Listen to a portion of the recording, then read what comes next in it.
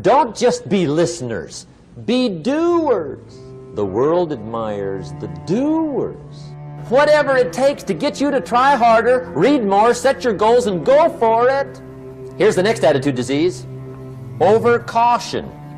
Some people never will have much. They're too cautious. Now, you can also be too reckless, but you can also be too cautious. This is called the timid approach to life. And my caution was always the risk. Risk used to drive me right up the wall. I used to say, what if this happens? It's called the language of the poor. What if this happens? And on top of that, if this was to happen, look at the fix I'd be in. I better not try. I could always ace myself out. Then I'll tell you what changed my whole life when I finally discovered it's all risky. The minute you were born, it got risky. If you think trying is risky, wait till they hand you the bill for not trying. If you think investing is risky, wait till you get the tab for not investing. See, it's all risky. Getting married is risky. Having children is risky. Going into business is risky. Investing your money is risky. It's all risky. I'll tell you how risky life is. You're not going to get out alive. That's risky. The Englishman says, well, if that's the way it's going to work out, let's give it a go. Right, that's what it's for. Give it a go. Somebody says, yeah, but I'm looking for safety and security. Fine, then huddle in a corner. We'll cover you with a sheet, bring you 3 meals a day. And we'll protect you, feed you, look after you, care for you. We won't let anything happen to you. And you'll probably live to be 100. The guy said, well, yeah, I'd live to be 100. But what a way to live. Right. What a way to live, safe and secure. Don't ask for security. Ask for adventure.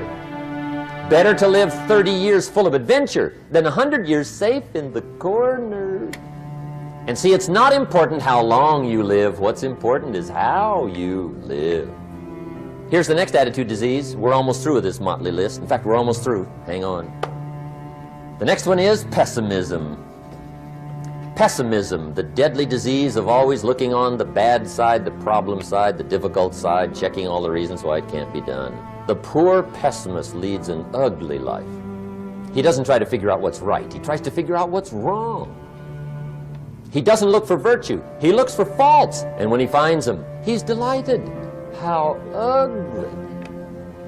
This is the poor guy who looks through the window, doesn't see the sunset. He sees the specks on the window. And this is the poor guy, right, who rushes up, takes such leave of his senses. This guy rushes up and he says, I've got 5 good reasons why it won't work. He's so dumb, he doesn't know. All he needs 1. He's got 5. To the pessimist, the glass is always half empty. To the optimist, the glass is half full. Why would the same measure affect people 2 different ways? Answer, it all depends on how you look at it. Our lives are mostly affected by the way we think things are, not the way they are. The way we think they are affects us most. There's a subject we don't have time to get into tonight called better thinking habits. One of the major things Shove taught me when I met him, he said, poor thinking habits keeps most people poor. Not poor working habits. Most people work hard, but they don't think hard. And Shove taught me that the mind is like a factory, a mental factory. And whatever you think about all day long pours ingredients into this mental factory. And that's what builds the economic, social, financial fabric of your life. He quoted me a Bible phrase that says, as you think, so you become. How awesome. When he talked about poor thinking habits, he had me. I used to start the day reading the morning newspaper. I mean, you can believe that or not. I'd get a cup of coffee and read the paper. I'd load up on wars and riots and murders and stabbings and killings and bank robberies and muggings and car wrecks and tragedies. I'd even read the back pages. I seem to like that stuff for some weird reason. I'd load up on all that, and then I'd start the day. You can imagine the kind of days I used to have. You walk around on your financial knees. They call you economic peewee. The guy says, I want to be a great leader. Wonderful. The first thing we do is follow him to his house. When we get there, we walk in and check his library. Somebody says, well, why check his library? The reason is because what a man reads pours massive ingredients into his mental factory, and the fabric of his life is built from those ingredients. You would not believe what some people have got in their house to read. You would not believe. One of the best dressed up words I know for a lot of it is trash.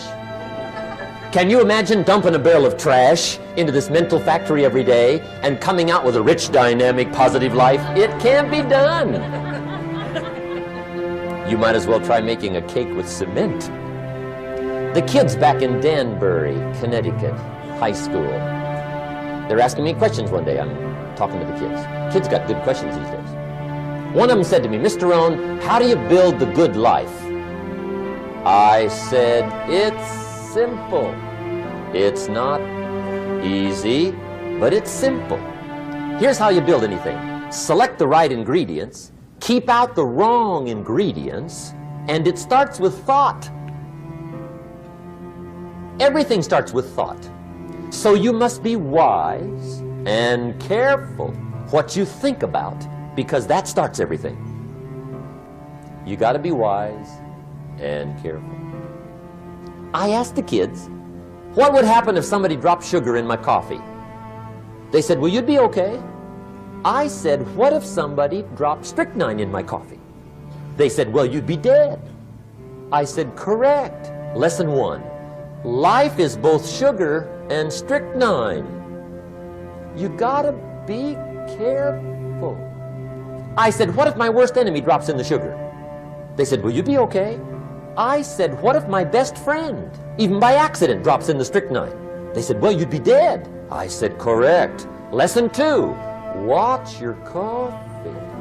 You gotta be careful. See, it doesn't matter who hands you the bad stuff.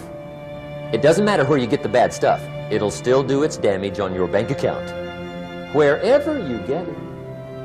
Mr. Schoaf gave me one of the greatest phrases when I first met him, when he said, Jim, every day stand guard at the door of your mind. How important. Stand guard at the door of your mind. And you decide what goes into your mental factory. Don't let anybody just dump anything they want to in your mental factory, because you've got to live with the results. The last disease, but this one is deadly. Engage in this one, indulge in it even slightly, and you might as well forget the future, because it's going to forget you. Complaining, crying, whining, griping. A Bible word called murmuring. See, that'll ace your future. Spend 5 minutes complaining, and you have wasted 5. And you may have begun what's known as economic cancer of the bone. Surely they will soon haul you off into a financial desert and there let you choke on the dust of your own regret. I hope I said that well, so you won't forget. It's a deadly disease. If you don't think it's bad, ask the children of Israel of Old Testament fame. Typical of us all, their story just happened to get in the book. Story says, children of Israel were slaves. God performed a series of dazzling miracles and got them out. And now they're heading for the promised land. Remember the story? Heading for the promised land. Tragedy of the story, they never got there. Reason. From day one, they started to complain. They griped about the water. They griped about the weather.